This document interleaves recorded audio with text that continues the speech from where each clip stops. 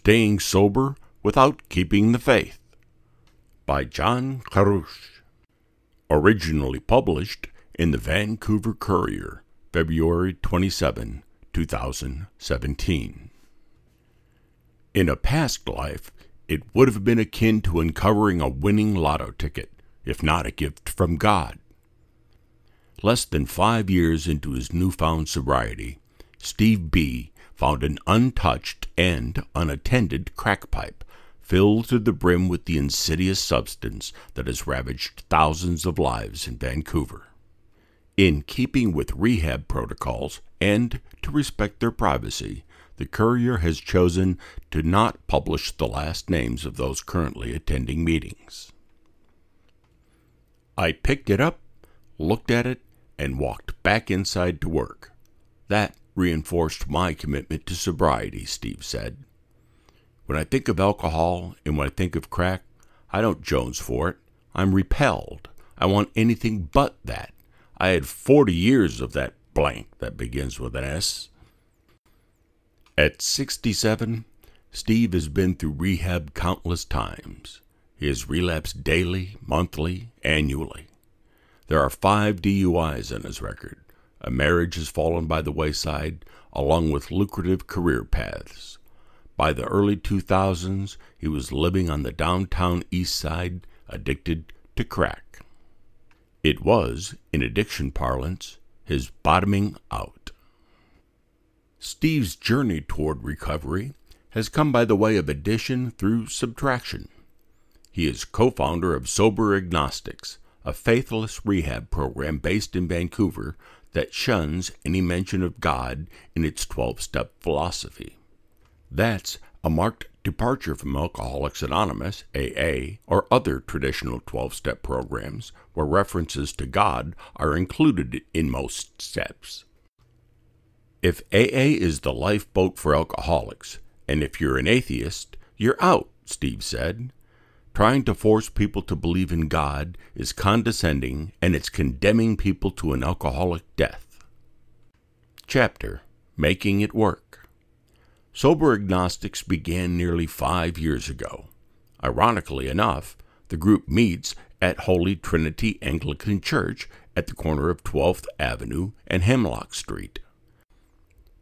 That setting was chosen based on cost alone, as rental fees are 90% less than other venues, Steve said.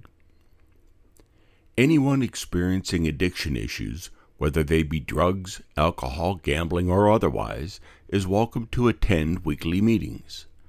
Members range in age from their early 20s to their 70s and are predominantly men. Most come from middle-class families. Others are rich white people, Steve said. Numbers range between 5 and 12 at each gathering.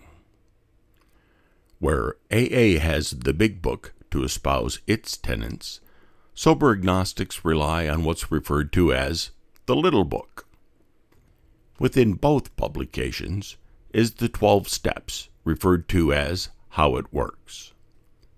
Hillary J. modified those steps within a faithless context for the Sober Agnostics, and she now chairs weekly meetings and serves as the group treasurer. She also happens to be Steve's partner of 8 years. Hillary is poised to celebrate 6 years of continuous sobriety, while Steve is on the precipice of his 7-year mark. Both freed themselves from the shackles of addiction only after going godless. I rewrote How It Works to focus more on our own self-empowerment, that we are taking responsibility for our own recovery. We are striving to overcome our weaknesses as opposed to the traditional steps where you're asking God to remove your defects of character, said Hillary, 51. I'm not asking God to do anything. I'm taking it upon myself to correct my defects of character. Stand-up comedian and lifelong atheist Mark B. Hughes, who agreed to have his last name published, used personal workarounds during his 12-step recovery. Lots of atheists go through them, he said. When they start talking about God, you try not to roll your eyes. You do your best to get along and go along. For the most part, you can adapt those steps to however you want. Chapter: Out of Step. The 12-step tradition was first championed in the 1930s by an American who went by the name of Bill W. He was Christian. Step 3 of the traditional doctrine states that AA participants, quote, made a decision to turn our will and our lives over to the care of God as we understood Him, end quote. 5 other points within the 12 steps make allusions to God. Despite Steve and Hillary's reticence towards faith's role in recovery, AA has undeniably helped millions. According to Vancouver-based addictions counselor Karina Sharma, that's because the traditional 12 steps hammer away at accountability. Some people aren't really accountable to themselves or really anybody else, said Sharma, who works for Jericho Counseling on West Broadway.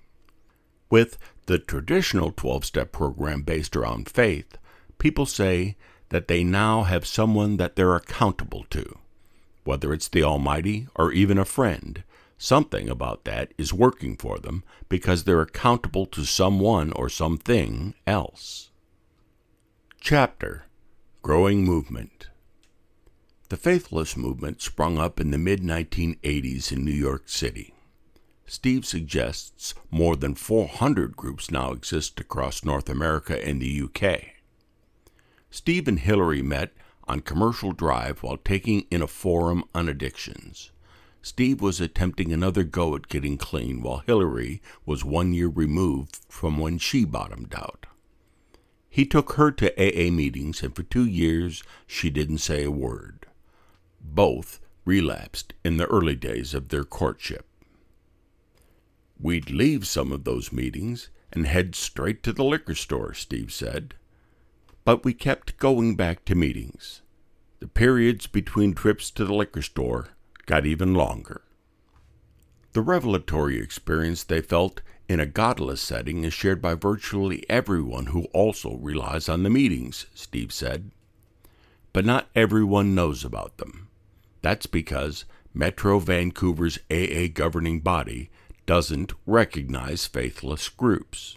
As such, Sober Agnostics is not listed on websites or directories that compile rehab services under the AA banner. People are ecstatic when they find out about us. They're thrilled, Steve said. They often spend the first year or so bashing traditional AA. After a while, that falls away, because resentments are the biggest issue in the program. It's like the person or the thing you resent is using your head rent-free. That's what will lead to another drink. For the original print version of this article, which contains artwork and clickable hyperlinks to references throughout the article, simply visit the website aagnostica.org and search for Staying Sober Without Keeping the Faith. Dated March 23, 2017. For more audio versions of our stories and articles, visit our YouTube channel. Just search